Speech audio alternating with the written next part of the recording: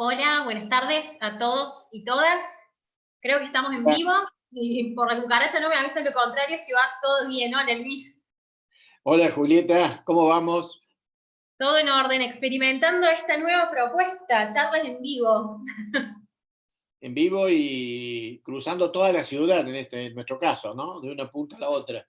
Así es, cruzando todas las fronteras. Bueno, les cuento a todos que este va a ser un ciclo de conversaciones que vamos a hacer aproximadamente cada 15 días. Para la primera, qué mejor que tenerlo a Luis, que es el director de IARCE, para hablar sobre conducta responsable, pasado, presente y futuro, un tema que me parece súper interesante para el contexto que estamos viviendo. Les cuento que vamos a tener una media hora, 40 minutos para hablar sobre el tema. Luis obviamente va a empezar con algunas ideas y con algunos puntapiés. Y en el chat ustedes pueden ir dejando sus preguntas o sus comentarios. Entre ayer y hoy nos han ido haciendo llegar preguntas e inquietudes que también te voy a estar consultando, Luis. Pero bueno, para los que quieren sumarse, genial, agradecidos de que nos envíen sus preguntas. Además, suscríbanse a nuestro canal de YouTube, que como les digo, va a ser un ciclo que vamos a tratar de repetir y de darle constancia, así que mi momento youtuber, campanita, se suscriben, reciben las notificaciones, todo. Y bueno, para los que no saben, Luis, te voy a presentar, no creo que sean pocos los que te conozcan acá, pero les voy a contar un poquito quién sos. Luis es el director del IARCE, cofundador del instituto también, y miembro del Consejo Consultivo Internacional del Instituto ETHOS. Luis dirige diversos equipos interdisciplinarios de investigación y desarrollo orientados a generar conocimiento teórico y práctico en temas de responsabilidad social y gestión organizacional. Y con tus más de 30 años de experiencia, Luis, largamos con la primera pregunta y te digo, yendo al nombre de la charla, ¿cuáles fueron las conductas éticas y responsables que nos han traído hasta acá? ¿Cómo fue la evolución del tema? Atentos a tu opinión. Gracias, Juli. La verdad es que creo que en estos tiempos de tanta incertidumbre, a todos nos preocupa realmente cómo va a ser el futuro, diría, desde un sentido individual, familiar, cómo va a ser nuestro futuro, pero obviamente todos sabemos que nuestro futuro va a estar ligado al futuro colectivo, ¿no? Y probablemente si va a haber uno o varios futuros, ¿no? En términos de mundos distintos con posibilidades distintas. Cuando empezábamos a conversar con el equipo del YARCE sobre esto precisamente, de cómo encarar conducta responsable, diría, en tiempos de crisis, me pareció interesante recordar algo fantástico. Yo buscaba el autor, que se llama Miguel, es un cura jesuita, pero no di con él, porque él había hecho una frase que a mí me impactó hace mucho tiempo, que él decía que el futuro depende del pasado. Epa, claro, si vos en el futuro querés verte como médico, en el pasado tendría que haber estado estudiando medicina. Pero esa frase, que como no encontré el autor, de todas maneras la tomo, sí me sirve para dar pie a otro autor mucho más conocido, que es Gustavo Cerati, porque Gustavo dice que el futuro, en realidad, nuestro futuro depende de cómo entendamos el pasado. Es una frase bien célebre de tantas de Gustavo Cerati. Entonces, si depende de cómo estamos viendo y cómo entendemos ese pasado, la idea era, bueno, observemos un poco el pasado en materia de conductas de responsabilidad social y de sustentabilidad. Digo, cuando uno habla del pasado y ya tiene más de 60 años, mucha gente se prepara y dice, este viejo va a empezar. Mire, yo le agrego que el pasado es desde el Big Bang hasta el último segundo de recién.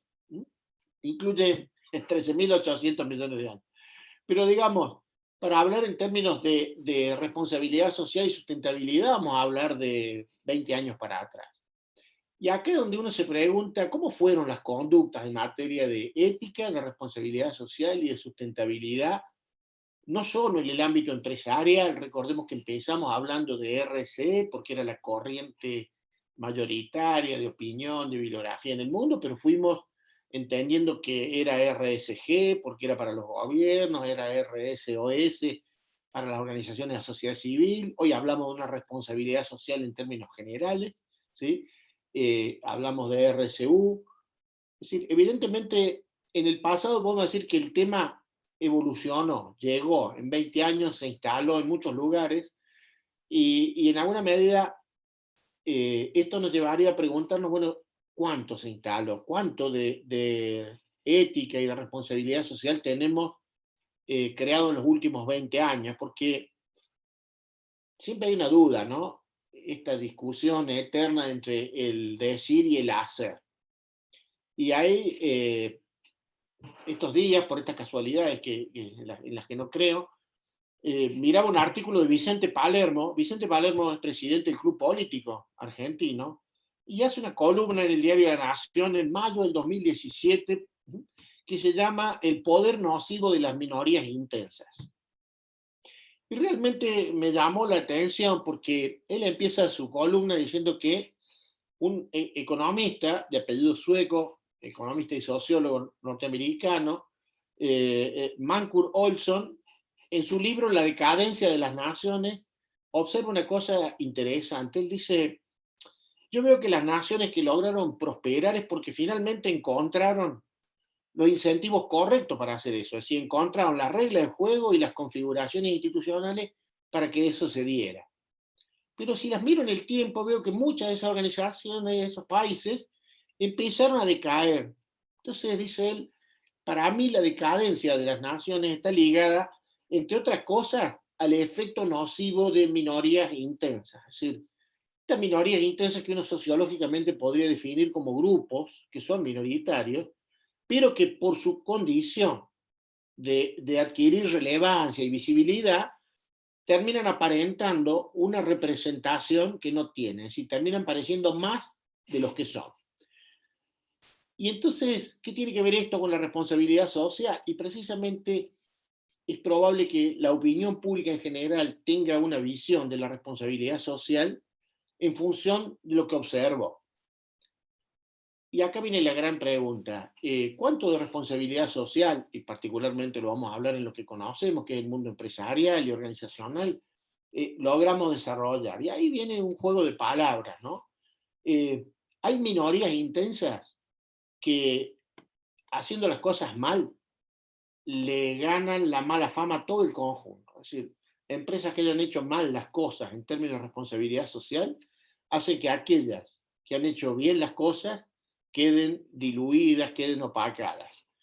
Entonces, yo me pregunto si en materia de responsabilidad social hubo minorías intensas haciendo las cosas mal y una gran mayoría silenciosa que se quedó callada, así que comunicó poco, que no se hizo visible, o si el escenario sería al revés. Mayorías intensas que hablaron mucho y minorías silenciosas que hicieron bien las cosas, pero se callaron, las contaron poco. ¿Por qué digo esto? Porque en definitiva esto nos lleva a un problema, perdón, a un problema crucial que es el prestigio o el desprestigio del tema. Yo creo que el prestigio o el desprestigio de algunos temas en las sociedades tiene que ver con cómo se posiciona. Si el tema se puso en la Argentina desde una lógica de colaboración entre todos los interesados en el tema de la responsabilidad social, o fue una lógica de competencia. Y ahí diría, bueno, si logramos crear algo con mucho nivel de cooperación es porque hubo confianza y por ende un alto capital social para trabajar juntos y enfrentar en alguna medida el desafío de hacer conocer este tema. Ahora, si la realidad fuera diferente, y eso se la dejo al criterio de cada uno de ustedes, si la realidad fue que en realidad hubo más bien competencia que cooperación entre los que estamos promoviendo este tema, y lo que quedó claro es que tenemos un capital social muy bajo, que en realidad no vemos a los otros tanto como un compañero, un colaborador, alguien que tiene el mismo desafío que yo, sino que lo empiezo a ver como un enemigo, como alguien al que le tengo que ganar una carrera. Evidentemente, de cara a la crisis, este pasado de cómo hicimos las cosas en materia de responsabilidad social y sustentabilidad, podría ser un pasado que si hicimos bien las cosas, cooperando mucho entre todos, y hablo de entidades promotoras, universidades, gobiernos, organismos internacionales, sistemas internacionales de adhesión. Porque si hicimos las cosas bien, de cara al futuro hemos creado un sistema inmunitario como sociedad para resolver la crisis. Aprendimos a trabajar juntos y sabemos que hacerlo es mejor. Ahora, si lo hicimos mal y no colaboramos, probablemente de cara a la crisis tengamos poco que decir y la responsabilidad social se transforme en un eslogan. Por eso, preguntarnos, ¿no? ¿Qué relevancia ocupó el tema en la Argentina? ¿Qué capacidad institucional para actuar juntos desarrollamos? Es la mirada que yo haría del pasado, ¿no? ¿Por qué? Porque si es cierto, ese pasado, tal vez, no sé si estás de acuerdo, Juli, si no hay preguntas sobre el pasado, vamos a ir al presente, ¿no? Así es, Luis. Y yendo al presente, yo te consulto y en línea con lo que venís diciendo, ¿no? ¿Cuáles son esas herramientas comunes que tenemos como sociedad hoy y que hemos venido construyendo para trabajar y para profundizar lo que es la ética y la responsabilidad social y las conductas responsables, por supuesto? Uno piensa en herramientas comunes, no nos referimos solo a la cuestión operativa de si usamos todos un mismo indicador y medimos la gestión con la misma métrica y demás, ¿no? Cuando digo herramientas comunes y eficaces me refiero a la manera en que una sociedad se las arregla para hacer que la ética y la responsabilidad social ocupen un lugar importante en la agenda. Es decir, tiene que ver entonces con los mecanismos culturales, con los mecanismos sociales, incluso con los mecanismos económicos que crearon o no, se transformaron o no en vehículos para crear más responsabilidad social en este presente. También aclaro acá que presente es eh, este segundo que pasó cuando yo pronuncio la palabra, ¿no? Pero de cara a esta pregunta, Juli, de qué herramientas, yo estaba pensando en estos días, no queríamos hablar de pandemia, pero estamos en una pandemia, y en las pandemias que han hecho los organismos de gobierno, algo básico, que es crear un COE, ¿no? Un comité operativo de emergencia. Bueno, ¿qué hace un COE en una pandemia como el coronavirus? Se empieza a preguntarse cuánto sabemos del tema, quién es la gente que sabe, ¿sí? ¿Cuánta capacidad técnica para atender este tema, en términos humanos, en términos físicos, camas, respiradores, ambulancias, etcétera, etcétera. Si yo lo mirara como un tema que estuviera en una crisis actual, el tema de la ética y la responsabilidad social, también me preguntaría, ¿cuántas personas realmente altamente capacitadas e instituciones tenemos disponibles para pensar en el presente de cara al futuro? ¿En qué condiciones están esas personas, esas instituciones? Y sobre todo, la misma pregunta que para una pandemia, ¿qué capacidad de comunicación, qué redes de trabajo conjunto y de coordinación han creado esas organizaciones en términos institucionales al día de hoy? ¿Por qué? Porque si pudiéramos saber cuánto de ética tenemos incorporado en nuestras instituciones hoy, probablemente el futuro sería más fácil de predecir. Algunos me dirán, Luis, yo creo que incorporamos poca ética y responsabilidad social hasta aquí. Nuestras instituciones no tienen mucho de eso. Otros, un poco más optimistas, dirán, bueno, tenemos bastante. Y otros, absolutamente optimistas, dirían, tenemos un nivel fantástico de ética y de responsabilidad social. Sea el que fuere, la pregunta que sigue es, ¿y esto alcanza? Porque, ¿cuánto sabemos del tema? A mí la pregunta, ¿cuánto sabemos del tema? Nos lleva a la experiencia que hemos desarrollado en estos 20 años con el YARCE, ¿no? En realidad creo que detrás de la pregunta cuánto sabemos o cuánto sé del tema hay otra pregunta, los psicólogos me la podrán decir mejor, es cuánto realmente queremos saber del tema. Más de una vez, al tema lo queremos nombrar, pero no queremos conocerlo. Si uno mirase nada más que el tiempo dedicado por los altos funcionarios a comprender el tema, podríamos decir que las ganas de querer saber sobre el tema es muy poca. ¿Cuántos de nosotros, además, estamos aprendiendo en estos días de responsabilidad social? Yo tengo que confesar que quedé abrumado. El primer día de la pandemia aparecieron los mensajes. Tenga una conducta de responsabilidad social. seamos responsables socialmente, ¿no? Algunos salieron ahí con otra cosa casi complicada de entender, que es responsabilidad comunitaria, como si la cosa fuera una responsabilidad que se limita al lugar que yo alcanzo a recorrer en bicicleta. Pero, digo, evidentemente se está hablando mucho de responsabilidad social en estos días, y la gran pregunta es, ¿cuán críticos somos de lo que nos está pasando en estos días?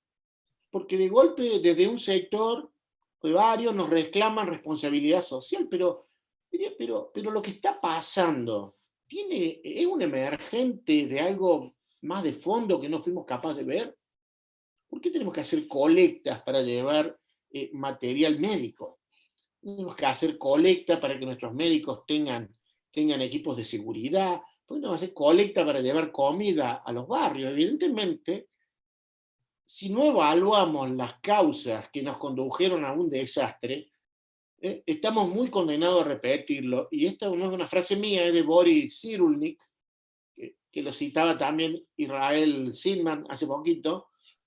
Es como un hombre de 82 años, se lo puede considerar casi, diría, el padre del concepto de resiliencia, primero porque es un judío sobreviviente del holocausto y se desarrolló y se crió en Francia, pero él dice, evidentemente, si yo no evalúo cuál fue la causa que me llevó hasta ahí, capaz que esté condenado irrepetiblemente a que eso vuelva a estar, ¿no?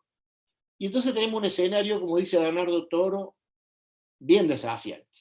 De un lado, el ojo negativo nos dice, tenemos una inequidad récord en el planeta. Nunca hubo tanta desigualdad en la historia de la humanidad como ahora. Tenemos un nivel de calentamiento global que nos está poniendo seriamente en riesgo la desaparición como especie en el planeta. Tenemos un nivel de desempleo, de pobreza y de corrupción que probablemente, aún en las naciones más ricas, dicen no logran hacerlo retroceder. Los informes de Transparencia Internacional, que hacen un ranking todos los años, dicen, esta es la foto, pero queremos decirle que en general todos los países, son casi 170 en esto, ven serias dificultades en mejorar los niveles que tienen o erradicar los problemas que hay en este tema. Y del otro lado, el ojo positivo miraría comunicaciones de cuarta o quinta generación. Poder hacer esta charla era inimaginable, ¿verdad? Yo creo que mi padre no se lo había imaginado nunca, y si se lo cuento a otra persona de un poquito más de años que yo, tampoco. Evidentemente tenemos una posibilidad de contacto y de relación que no tuvimos nunca como humanidad. Estos días nos han traído dos cosas claves. Una visión planetaria, ya no nos vemos como un país, empezamos a vernos como un planeta, y particularmente yo diría que nos ha traído una cosa fantástica, esto que es una mirada de especie. Hoy empezamos a entender que ya la categoría rico, pobre, negro, blanco, norte, sur, no parecieran ser algo que divida un común denominador, que es pertenecemos a la misma especie. Y corro todavía el ojo positivo un poco más en el presente. Hace muy poquito sacamos el pie del acelerador. A ver, si hay 4.600 millones de años que hay vida en el planeta y nosotros tenemos 70, 80, 100.000 años, lo que sea, hemos aflojado 40 días. Dejamos de pegarle al planeta 40 días, y lo que estamos viendo es bien interesante. Es decir, estamos viendo el efecto ambiental de esta pequeña pausa que le hemos dado al planeta, y vemos que es bueno. Entonces, la pregunta será, ¿esto nos servirá también para encarar este futuro? Totalmente. Vamos, excelente. ¿Y qué tema hablar de futuro, no? Lo conversábamos hace un rato, cuando la salida del túnel no está muy clara todavía, se hace complicado plantear un escenario futuro, pero ¿cómo lo ves? ¿Querés compartir algunas reflexiones con nosotros? Tomo tu idea del túnel. Uh-huh.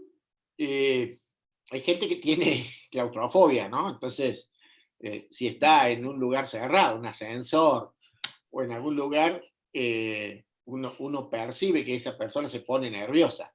Totalmente. ¿No? Y uno puede calmarla mostrándole, no sé, el indicador digital del ascensor, y decir, tranquilo, estamos en el piso 8, vamos al 10, nos quedan 2 pisos, tranquilo que ya nos bajamos. o si voy en un auto y entro a un túnel, y bueno, me entro a preocupar, no veo claramente, y digo, bueno, ¿cuándo se acaba? Y bueno, mi preocupación se va cuando empiezo a ver la luz allá al final del túnel, ¿no? La vieja frase. Yo creo que estamos dentro de un túnel, pero esta crisis tiene una particularidad. Todavía no sabemos en qué parte. Es decir, no sabemos dónde estamos. Si alguien me preguntara a mí dónde vamos, te diría, mira, no sé dónde estoy. Probablemente si no sé dónde estoy, no sé para dónde voy. Y creo que esto es un poco parte de esta incertidumbre, de esta crisis. Es decir, es difícil predecir a dónde vamos a llegar sin saber si nos falta poco o mucho. Es decir, lo digo en términos de responsabilidad social. No sabemos si el mundo que va a quedar va a tener un pequeño destrozo con algunos desajustes económicos, o el mundo que viene, no solo después de resuelta la pandemia, y ojalá que eso sea pronto, por favor, va a volver a ser un mundo en el que todos tengan lugar, o va a ser algo peor que lo que tuvimos antes. O sea, ¿qué va a pasar con la pobreza? ¿Qué va a pasar con la marginalidad? ¿Qué va a pasar con el desempleo? ¿Qué va a pasar con el calentamiento global? ¿Qué va a pasar con la inequidad en general? ¿Qué va a pasar con la corrupción? Porque evidentemente hay una cuestión interesante. Este mismo autor, Boris Cyrulnik, dice una frase fantástica y lo afirma como quien vivió eso en su vida, claramente varias veces, por eso además puede ser un especialista en resiliencia. Y él dice que después de una catástrofe siempre hay una revolución. La gran pregunta es, de cara a la ética, al cambio, ¿qué revolución vamos a tener? Si va a ser un cambio verdadero o no. Y fíjense que ahora lo vamos a ver muy pronto, digo, en términos de meses seguramente. Vamos a saber qué cambio se va a dar en este futuro, cómo se va a construir el futuro con un tema crítico. Se dice que hay más de 70 equipos en el mundo buscando una vacuna, buscando un antídoto, para tratar esta pandemia. Evidentemente, esto plantea un desafío enorme. ¿Cómo va a ser el uso de esa tecnología y de ese conocimiento? ¿Vamos a optar por un uso social y entonces todo el mundo se va a poder vacunar independientemente de su condición socioeconómica, o va a quedar como un privilegio? Creo que va a ser el primer trazo que va a definir esa página en blanco que todavía es el futuro. La primera rayita que le hagamos va a ser esa, es decir, cómo se define el tema de la vacuna y del remedio o del tratamiento.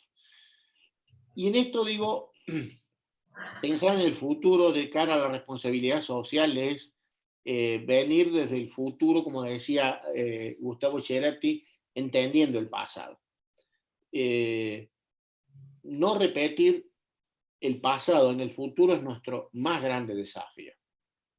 Por ejemplo, el Mahatma Gandhi, que nos dejó un legado maravilloso con su paso por la vida, dice que él veía siete pecados, 7 temas sociales que hacían que el mundo fuera terriblemente malo e injusto.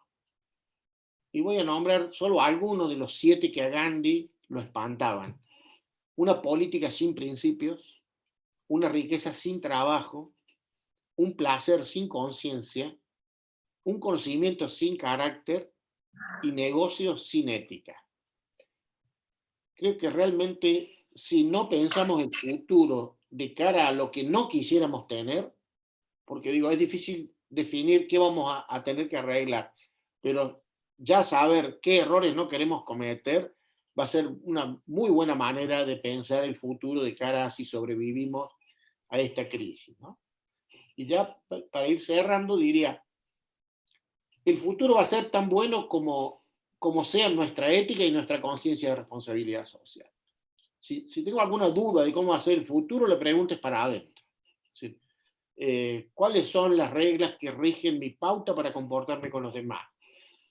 ¿Cómo gestiono mi actividad económica? ¿Cómo gestiono mi negocio? Porque en definitiva es, en la medida en que yo puedo atender a todos los impactos, nosotros se acuerdan desde YARS, insistimos mucho, cualquier organización para cumplir sus fines mueve capital económico, capital social, capital ambiental y capital ético-cultural.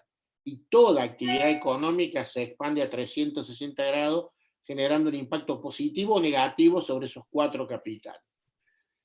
Y entonces la gran pregunta es, ¿cómo aprendí a mirar eso? Porque si aprendí a mirar eso, tenemos futuro como empresas responsables.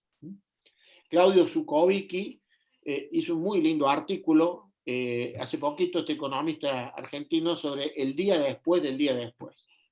Y él no tiene ninguna duda en afirmar que las empresas que van a sobrevivir son las que en este momento, ya en el pasado, pero en este momento y de cara al futuro, sean absolutamente creíbles y confiables. Y él citaba un ejemplo fantástico en esto, que es un profesor que le dijo a los alumnos, miren, cada uno de ustedes tiene 100 pesos en el bolsillo, bueno, les pido que elijan de los 50 que están en el aula, en quién invertirían dinero. Denle los 100 pesos a un compañero de ustedes para que haga alguna actividad. Y fue gracioso porque todos eligieron a un pequeño grupito. Y la pregunta es, ¿por qué no eligieron al resto? Y la respuesta fue, ¿saben por qué? Porque estos que elegimos nos resultan absolutamente confiables. Sabemos que no nos van a engañar, que nos van a decir la verdad.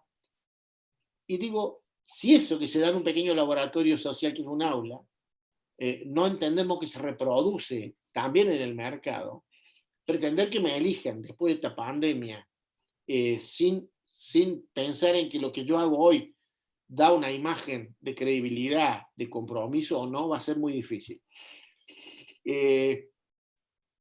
Estamos tecnológicamente, como decíamos recién, en una punta de avance que no tuvo nunca la humanidad en términos tecnológicos y de conocimiento. Pero me impactó que en el 2015, en la Feria de la Alimentación de Milán, a los ingenieros agrónomos se les ocurrió hacer el Congreso Mundial de los Ingenieros Agrónomos y firmar por primera vez, fíjense, 2015, una Carta Universal del Ingeniero Agrónomo, 10 compromisos éticos. Y tomo uno, que tal vez sea muy poquito los ingenieros agrónomos que nos estén escuchando, ojalá que no, pero digo, porque todos nos vemos en esta. En uno de los compromisos dicen, estamos convencidos de que nuestra profesionalidad, que ofrece y es capaz de generar soluciones técnicas avanzadas, eleva nuestra responsabilidad en términos éticos y nos obliga a actuar siempre en favor del interés general, del bien común, de cara al progreso social. Y creo que esta es parte de la mirada de cómo construir el futuro con una conducta socialmente responsable. ¿Qué es lo que yo manejo que es importante en el impacto con los demás? ¿Qué decisiones tomo? Porque de acá voy a hacer una mezcla, no te asustes, Juli, voy a hacer una mezcla de casi 500 años de Jorge Manrique, poeta castellano maravilloso, con Peter Drucker, este austríaco que se desarrolló en Estados Unidos como un gurú de la administración. Jorge Manrique nos diría, recuerde el alma dormida, avive el seso y despierte. Y Drucker lo continuaría diciendo, la mejor forma de predecir el futuro es crearlo. Creemos que ese es parte del desafío en materia de ética, sustentabilidad y responsabilidad social. Sin dudas, Luis, muchísimas gracias. Creo que quedó clarísimo en tu exposición que el futuro está absolutamente ligado al pasado y que justamente las decisiones que tomemos en el presente, que es lo que podemos manejar, es la clave, y por eso la ética y la responsabilidad social deberían guiar nuestra conducta siempre. Si te parece, nos quedan unos 5 o 10 minutitos para conversar con el público. Te hago las preguntas que nos han hecho llegar a través de las redes sociales. Con mucho gusto. Preguntan, ¿crees que este momento que estamos viviendo pone a prueba la responsabilidad social y la sustentabilidad? Sí, sin duda. Yo creo que la palabra crisolar, ¿no? Viene del concepto del tratamiento del oro. Para que el oro se haga puro, en definitiva resulte un oro fino, necesita pasar por una crisis como material. Tiene que pasar por un crisol, es decir, una altísima temperatura que lo funde y al derretirlo permite que fácilmente se separe el oro, lo valioso, con todo lo que sería escoria o basura o detritos.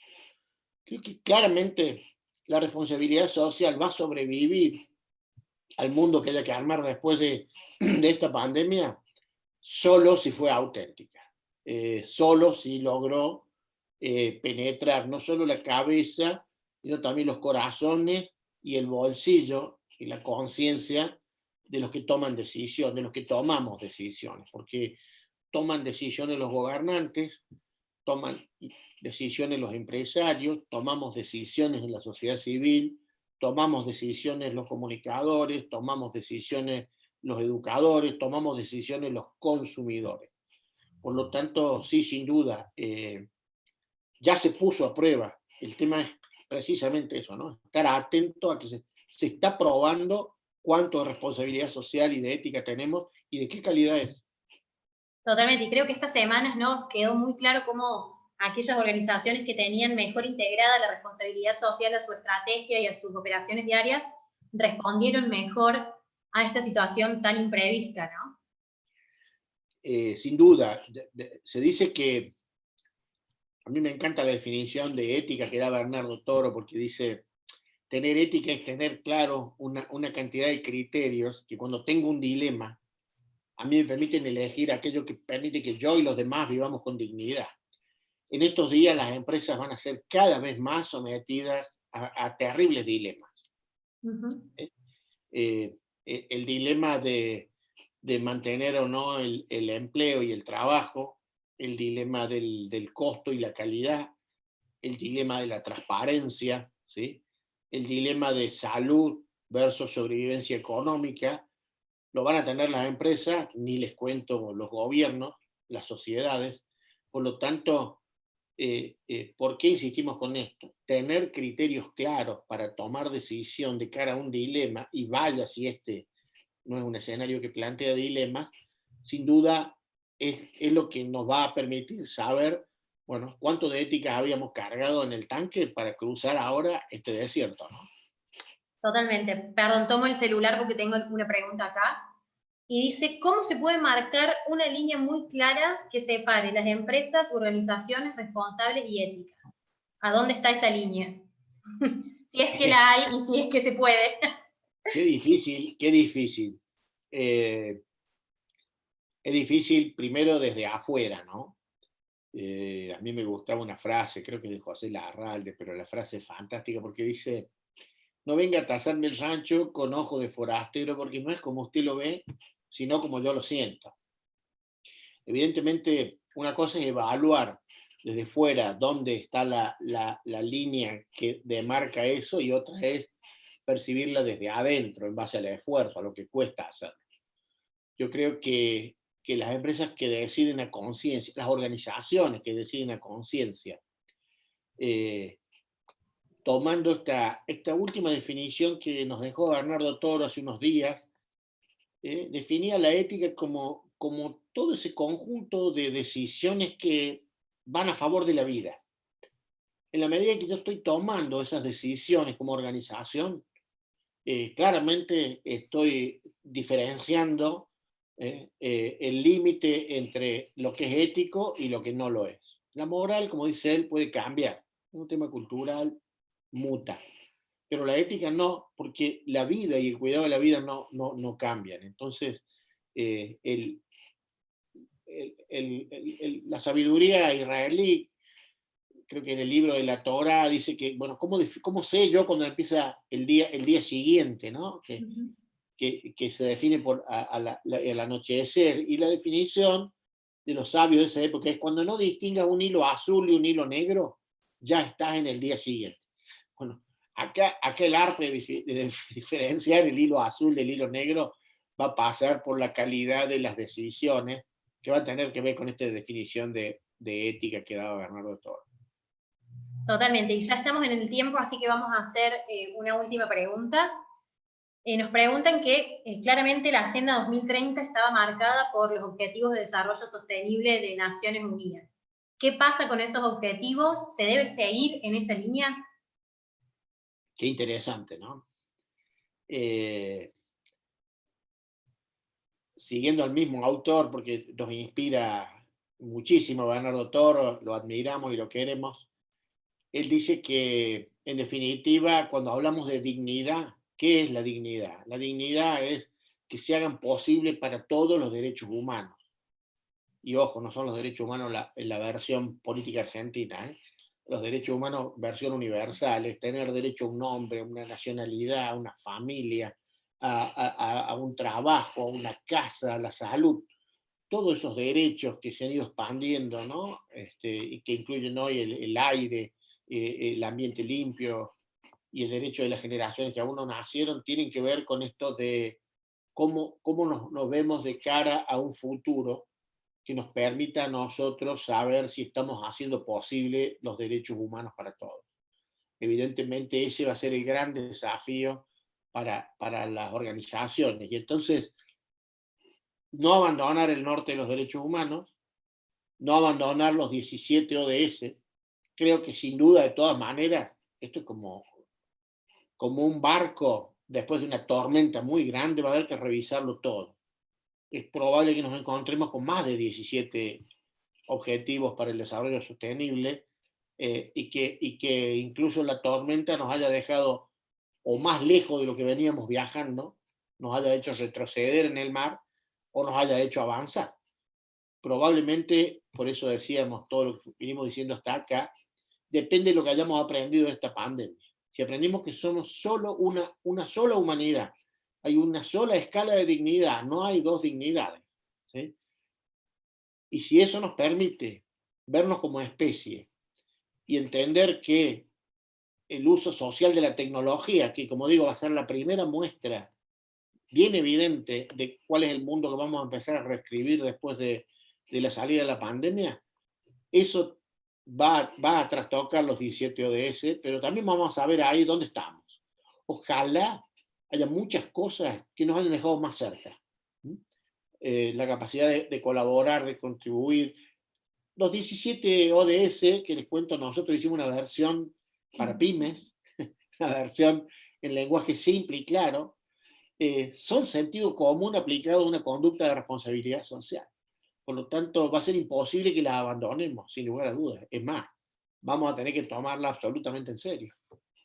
Totalmente, Luis. Creo que todo lo que has dicho nos dejó la cabeza súper abierta y a full para aprovechar este tiempo que tenemos para pensar y reflexionar sobre lo que vos dijiste.